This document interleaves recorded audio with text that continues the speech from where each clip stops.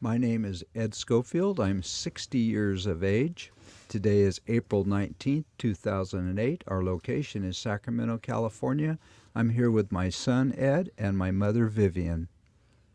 My name is Ed Scofield, or Little Ed. My age is 39. Today's date is April 19th, 2008. Location is Sacramento, California.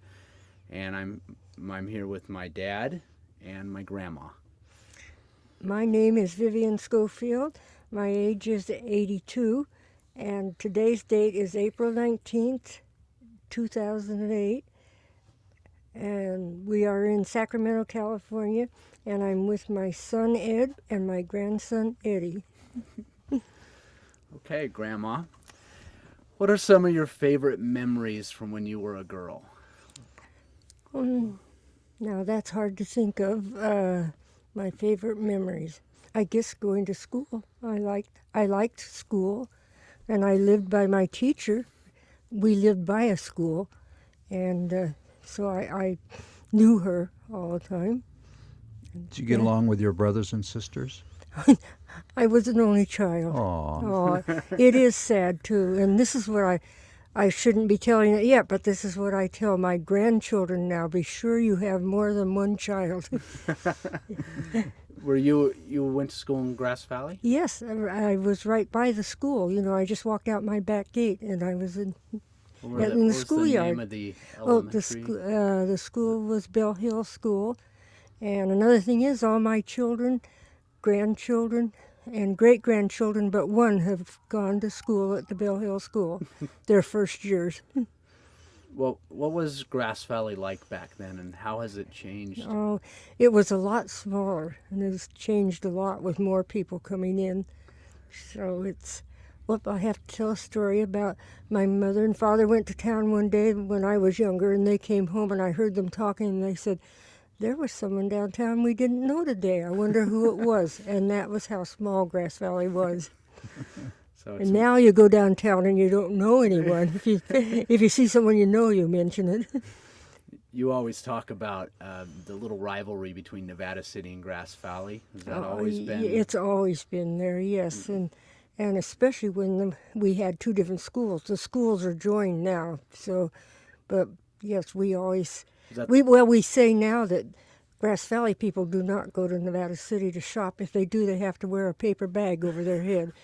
And I remember one time I was up there, had gone up there, and I heard someone hollering across the street, "What are you doing in Nevada City?"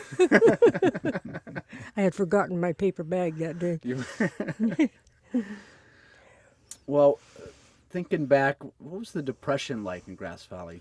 We never knew there was a depression. I was younger, but the mines were open, and my father worked all the time, and he was a hoist man. He made a little more money than the men did that went underground. He made all of $4 a day, but he worked 7 days a week. And most of the time while I was at home with him, you know, he worked the 7 days a week. And 3 different shifts. Every week he worked a different shift for 3 weeks. They had day shift, afternoon shift, and night shift. What mine did he work in? He worked in the Pennsylvania mine. Okay. It's gone now. Oh, it is? Well, okay. Yeah. It was part of the Empire mines. So what was your family like back then? I'm looking at some of the names, Annie Burr and Annie Lore, Aunt Ruby. Yeah. Yes, most of all my family lived in Grass Valley. Aunt Ruby did live out of town, but Annie Lore and Annie Burr were my father's sisters, and we were just all one family, and we had our holidays together, and I may say now that my mother died when I was 15, and so I had my grandmother on my father's side, and she took care of me until, you know, I still had to have someone with me, my father said, until I was older. Who were you closest to in your family as you were growing up? I would say my grandmother, my Grandma Tratton, which was my father's mother. Okay. What were your grandparents' names? Let's see, there was William and Lavinia Tratton, and they lived in Grass Valley. My grandpa Stratton was born in Cornwall, England, and came over. But as far as I can find out, Grandma Stratton was born in Grass Valley. And then my mother's family was on a ranch down on the McCourtney Road. And I didn't know this until I was older. My grandfather, who was the rancher, he had graduated from college and was in agriculture. And he went to the ranch to grow different things. And one of the things was almonds and figs. And he had now I can't think of the name of the trees, but he had an olive tree there. And as we went down there as children, one of the first things he did was take us out and make us eat one of those olives, which are terrible until they're, we never ate any more than that one. And a pomegranate tree was the other tree that I remember he had. And they had rattlesnakes down there. And you had to be very careful because in those days they didn't have any way of helping you if you got bit, Mm-hmm. So that was really what I remember about the ranch was watch out for the rattlesnakes. And many times when we went down, we would go for a walk and run into the rattlesnake. And my mother said that it was because I was so afraid that I threw out an odor that made those rattlesnakes come. And even today when I go out, I say, rattlesnake, here I am. Yes, that one. Oh, yeah. Well, you had mentioned that there was an incident where, I guess during World War II, there was a bomber that crashed right close to where you lived on Pleasant Street. Tell us about that. Well, you were just about 4 months old, and we were all in the living room, and my girlfriend came down with her baby, who was 4 months old too, and she walked in the house, and she said, gee, that plane is flying low. And I said, I'm going out to see it. Well, as I got to my back door, it was like we had an earthquake. And we got out, we looked over our house, and there was smoke and flames coming up. And not thinking that maybe we'd be in danger, the two of us just ran down to where that plane, it crashed. It had crashed into a mine dump, which stopped it from going farther. And we were going down, I guess, to pull the people out of the plane. But as we got down there, we saw that it was too hot, and we couldn't get to where the plane was. When I got back home, my grandmother was all upset because we stayed quite a while down there helping. There was a man that lived in a house in front of there, and we were helping him get his things out because we were sure that place was going to burn too. And when I got home, my grandmother said, I was so afraid. Where have you been? She thought that it was the Japanese because it was during the war. She thought that they had come and dropped a bomb or something there. So what was it? It was a plane from McClellan airfield, and these men had been, or the servicemen had been visiting in Grass Valley. You'd call it R&R nowadays, and they had met a girl that one of them liked, and she lived 2 doors up from us, and so the plane was coming and dipping its wings, telling her goodbye, and it got caught in an air draft, and it crashed. That was why it crashed, and it was on its way to Australia. And This it was crashed near Condon Park, right? Yes, Condon Park wasn't there then, but now it is Condon Park. In fact, the mine dump is gone that it crashed into. What, you had mentioned there was the hobos used to come to the house, which is kind of a strange thing in Grass Valley. Tell us how that worked. We out. did have a railroad that came into Grass Valley to go carried the gold out because Grass Valley was a mining town, and the hobos used to come. We call them tramps in those days. Came up and they'd knock on our back door, and my mother would answer, and they would ask for something to eat. And she always cooked them bacon and eggs. And I was never allowed to go outside to see any of these tramps, but I could see them eating outside. And one day she made the remark to someone, I don't know why they always come to my house, because we were, I would say, about 2 miles or something away from where the railroad was. And whoever she was talking to said, well, they've got a mark either on your fence or someplace, and they know where to come. So I can remember being out with my mother and father, and we washed our fence. So, and there was rocks and a dirt sidewalk, and we did something with all the rocks too. And do you know they stopped coming? So there was a mark there that we got rid of. So could you kind of move on a little bit here? Yeah. How did you and Grandpa meet? Well, he was in the service, and he was stationed at Camp Beale, and they used to come up here, and we had dances, and it was Halloween night, and my girlfriend and I were down soaping the windows because we didn't have trick or treat in Grass Valley at that time, and so I wanted to go home because my father was pretty strict. He didn't like me to stay out too late, because by this time it was after my mother had died, and but Dorothy said to me, "Oh, well, let's walk out to the Veterans Building and see how the dance is going on," because they always had dances for the soldiers. So we're walking out there, and we could see these 3 soldiers coming down on the other side of the street. So we discussed about should we cross or not. And my husband told me later that they were discussing the same thing, but we got over there first. Well, there was 3 of them and 2 of us, and we went by the Heights.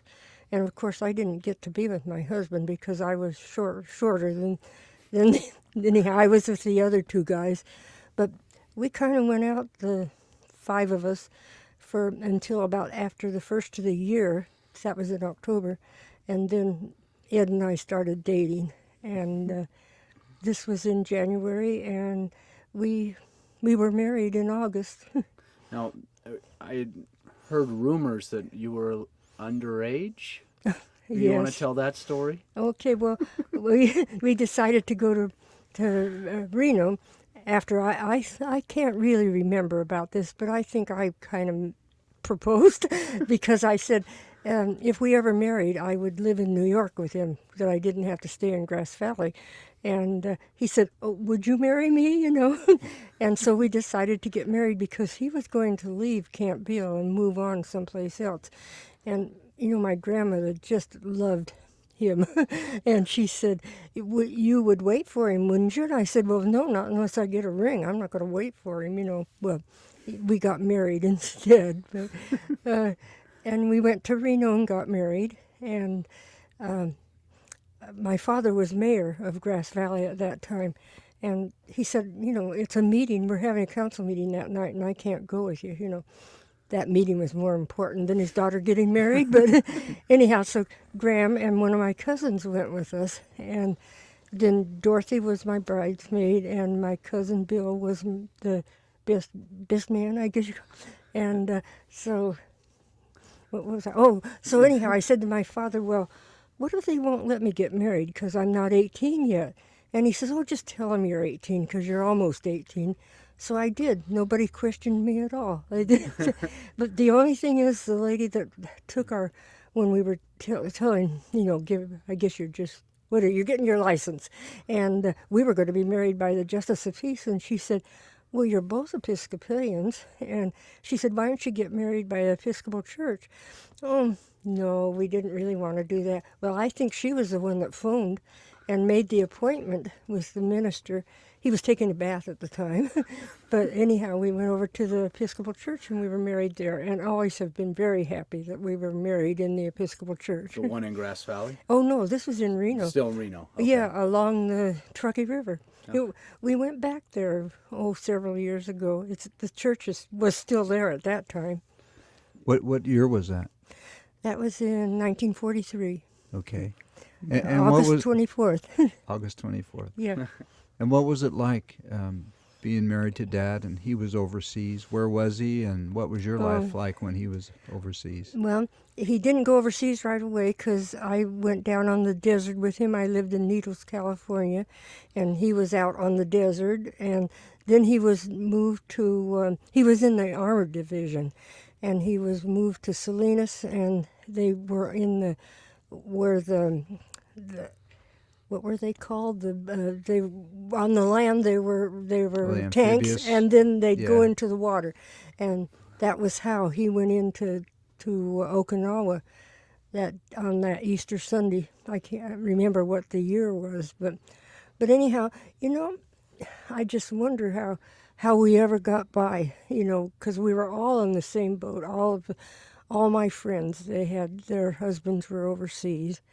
And we all had our children then, because Eddie, you were born while your father was in the Philippines. And I don't know, it just, we went through it so good. I did so much better then than when Rich, my youngest son, was in Vietnam. That was such a terrible time for me. Did you and Grandpa write letters a lot to each other? Oh, yes. We wrote all the time. Oh. Many times he had his cut out, because if you said anything about in the area you were in, because we were not supposed to know where they are, they would cut it out. Because I don't know if my letters were censored or not. I don't think so. It was just his. Well, what was it like when Rich was in Vietnam? And I don't know. It was just, well, most of the trouble was that people did not want. It's just like they are now with the men in Iraq. You know, they didn't want them to be over there, so it made you. Gee, was that a? So it made you, you know, you felt like, well, you don't want them to be over there, but my son's over there, and I was just very upset. Before he got home, I had surgery on my stomach because I had been so upset with him being gone. Mm-hmm. But he came home safely, and Now, Grandpa was from New York, Oh, right? yes. So he was stationed out at Beale. yes, he was And that's how you stationed met. at Beale. Can you talk a little bit about family back in New York? Oh, and yeah, they some of were your a great memories, family. maybe when you were taking trips back there. Yeah. Well, you know, after we were married, I said, "What does your family think about you marrying someone out in California?" He says, "Well, I haven't told him yet." And he wrote to his mother and told her, and she was the nicest person. She wrote the nicest letter back to me and told me all about the family because he was the third of 7 children, I think it is. And it was a great family. And like I told him before we got married that I would live in New York. And so we went back there after he got out of the service.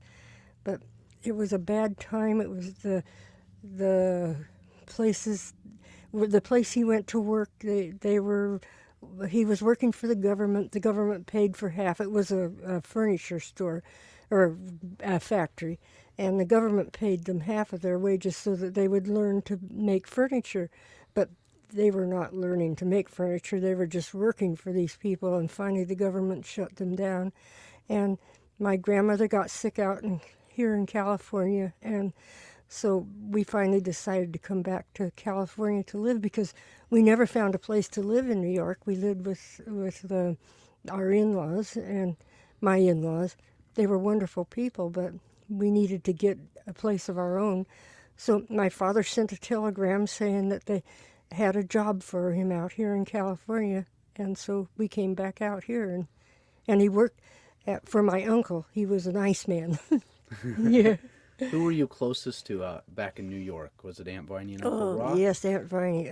She wasn't married to Uncle Rock at that time, but yes, we were very close. Oh, and when we lived back there, we were down their house all the time. And Viney's grandpa's sister? Right? Yeah, Okay. yeah.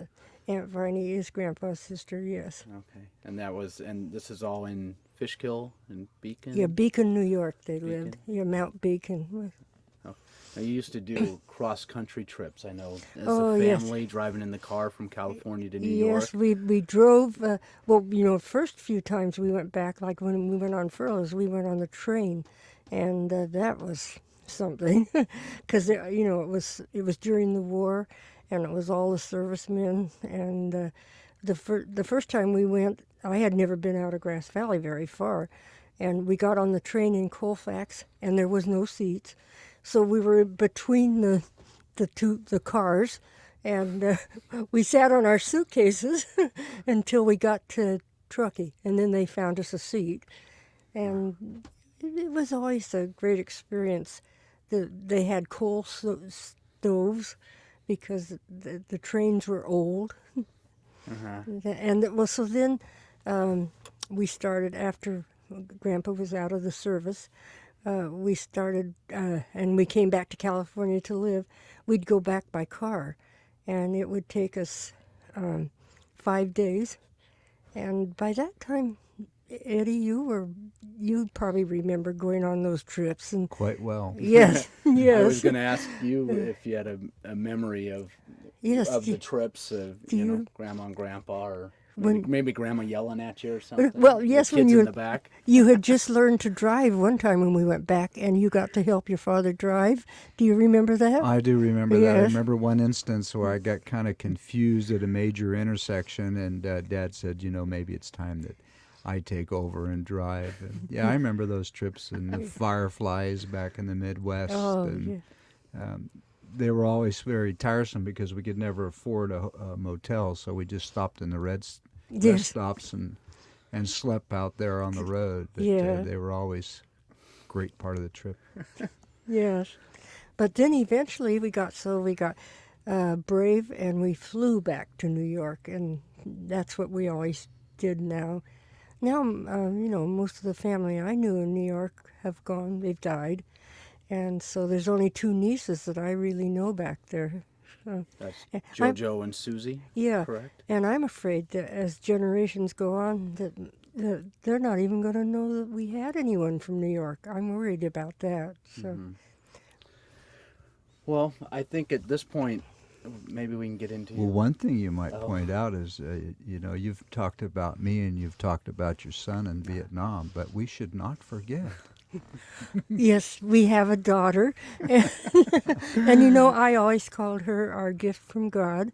I don't know what we would have ever done without her. And but most people don't even know that we have a daughter. They always say, "Oh, we only knew you had 2 sons. Didn't know you had a daughter." Even now, that we're all at this age. Just recently, I heard someone say that, I didn't know that they had a daughter. What's her name? Her name is Carolyn, and she kind of laughs at that. But Probably tough to think of one story, but is there anything in particular, maybe a funny story or something with Carolyn, maybe growing up? I don't know. That's kind of a tough oh, one. I you know. mean the one? Well, Ed here. He was almost 10 years old by the time Carolyn was born, but Rich was only 6, and they spent a lot of time together. And Rich was so good to her. He took her to the movies all the time because he was a paper boy, so he got in free. And he took her, and he said, I got her in free too, but I had to buy her so much candy that it cost me a lot of money with her. But anyhow, they went out a lot. They were together a lot. And one day they were coming home, and I guess she said she was tired walking up the hill because we lived on a hill. And so he says, well, put your hands behind your back and shut your eyes and just, I don't know if he told her to run or what. And she ran into a stop sign. And she always she laughs about that now, saying, Rich let me run right into the stop sign. Rich says, well, I didn't know you were going to be dumb enough to run into that stop sign. We used to call her Booney. That was her nickname. Booney? Booney. Booney. Yeah. Carolyn? For Carolyn, yeah. I didn't know that. And I'll say one thing Ed always said was, Rich got to go every place with him because he said, you always made me take Rich. And so Rich got to go to the ball games from the school and that. And Rich tells me now that Ed used to take him to the ball games and set him in some place and say, now don't move, you stay right here. And then he went off with his friends. But he always brought him home. Poor Rich. Poor Rich, yes.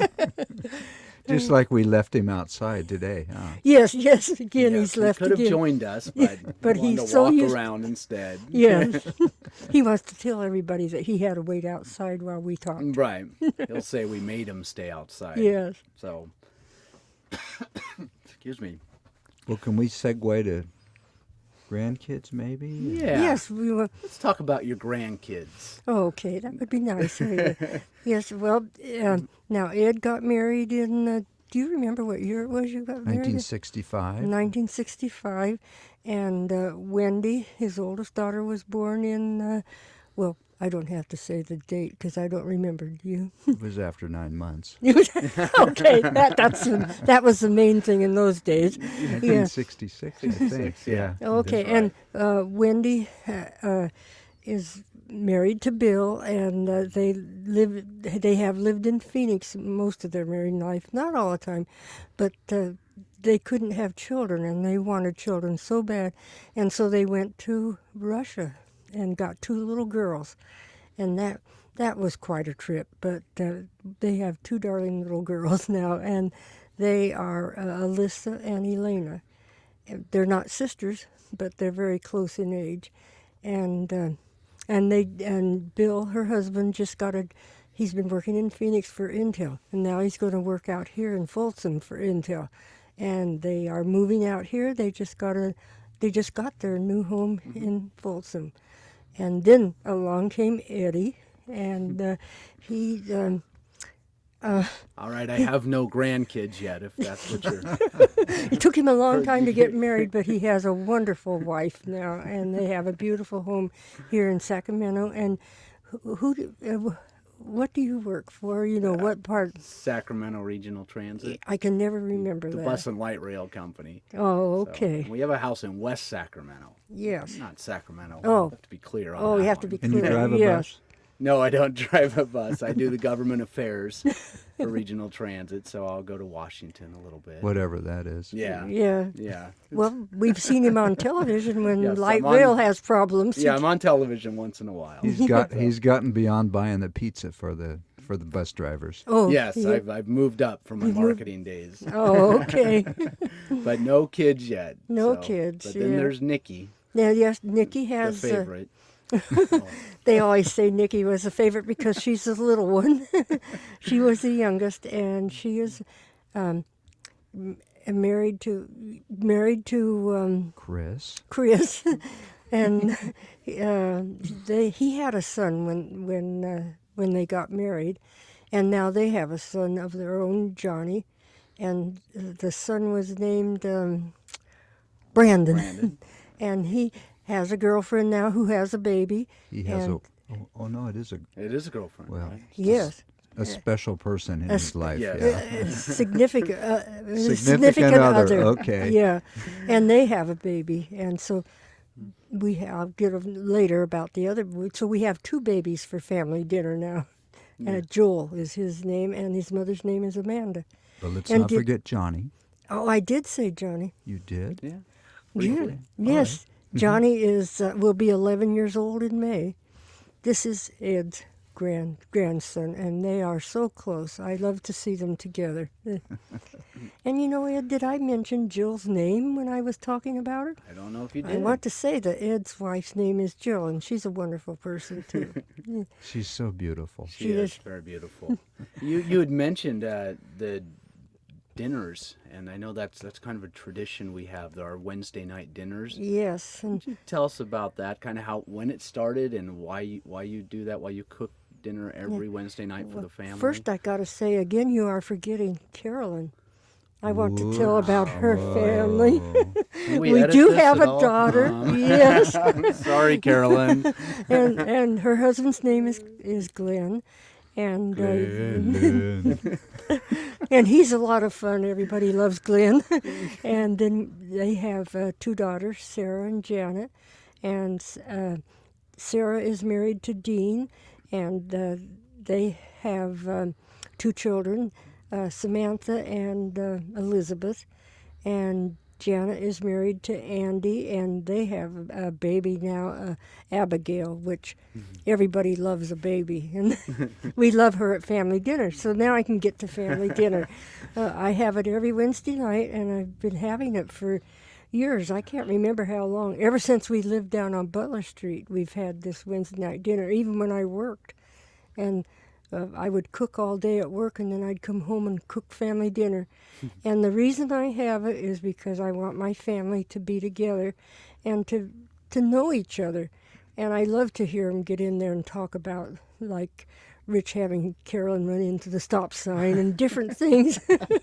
I'm out in the kitchen cooking, and I can hear them in there laughing and talking. And now that we have a baby, or two babies in the family, they all go in the living room while Helen and I sit out in the out in the kitchen getting dinner, and they're in there playing with the baby. And I've mentioned Helen's name.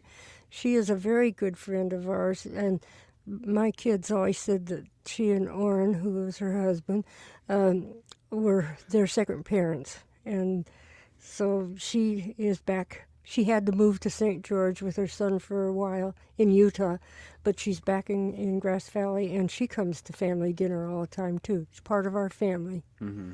Yeah, the family dinners are things here in Grass Valley or here in Sacramento that my coworkers kind of know about, and they just think that's such a neat thing that we do, or that you basically know every Wednesday you just go to Grandma's house and there's dinner. You don't have to call and check in. You do have to call if you're not going to make it. Yeah, some don't do it, and Yeah, Grandma and gets a little peeved. Yeah, that's tough because you got to talk to Grandma and tell her why you're not going to make it. Yes, you have to make up an excuse. Yeah, but I just think that's such a wonderful tradition, and you yes. just don't see much of that where the families, you try to keep the families together. Where I kindly got that from was my grandmother, Stratton, that lived across the street from where I live now. She had family dinner on Sundays, and so that was something we always did on Sundays. The girl that lived next door to me used to go for a ride on Sunday, and I can remember saying to my mother one time, "Well, why do they go riding every Sunday?" They had a larger family, and she said, "Well, they don't have a grandma to go to and have family, and have dinner." So that was how I got the idea of it. Mom, the little ones have a special name for you. Oh, yes. They call me Grandma Go-Go. And the reason they call me that is when Johnny was small, I live next to a park. And Johnny was over there, and he wanted to go over to see Grandma Scofield. But he was saying Grandma Go-Go because he was too young to say Scofield. So that's my name now, because my grandchildren have a lot of grandparents, and so they have to have special names for them, and mine is Go-Go. But you're so active nowadays, maybe even more so than you were 20 years or so ago, going to the gyms and health clubs. It's a very appropriate name. We call you Go-Go now because at 82 you're still going all the time. Yes. Because I've just... in the last year, joined Fast and Fit, which is an exercise place. And I feel so much better after I get home from there. So it's really a good thing. You do weights and... Yeah, we do weights, and we have machines that we work on. And there's a new one. I can't remember what the name of it is, but we don't call it the shaker machine. I forget what they call it. But when you get on it, you shake. And I do enjoy that, too. Maybe we could just wrap up with some odds and ends. Yeah. I got to have it. Yeah. No, you can have a drink. I'm told that's okay. We wanted to talk about your superstitions. Oh, yes. Do you want to... I have What are your superstitions, and where do they come from? Some of your key ones. Oh, yeah, well, I guess my mother always had such superstitions, and my grandmother. We all had them. And the main thing was you don't cut your toenails on Friday. Because Ed did that one time, and I remember seeing him do it, and I thought, well, I'm not going to let him know about this. And he was in a car accident that night. So, boy, that made me believe that superstition was something. And so on Friday night, you don't cut your toenails or fingernails now. And on Sunday, you don't do that either because you'd be sick all week. Carolyn says that isn't so because when she was in school, she tried it out because she didn't want to go to school. It didn't work. Well, I don't believe in the superstitions, Ed, but I don't cut my nails on Friday either. We've stopped doing that. Yeah, because the first thing you said to me when I told you about it, you said, well, why didn't you tell me then, not now? You were in the hospital at that time. What other ones do you have? Can you think? There's something about names having colors. Does that mean something that to really isn't a superstition. It's just that names do have colors to me. And it's as I'm getting older, though, it's kind of hard. And there's so many new names. Like there was a girl named Brittany the other day. We're over at the exercise place, and they said, "Oh, what color is she?" And all that. I said, "Well, pink," and I do. How do you associate the colors with the I names? don't know. I think it has something to do with the letters, because like Lillian, Lilia, and things with L's are all and A's. A lot of A's are yellow.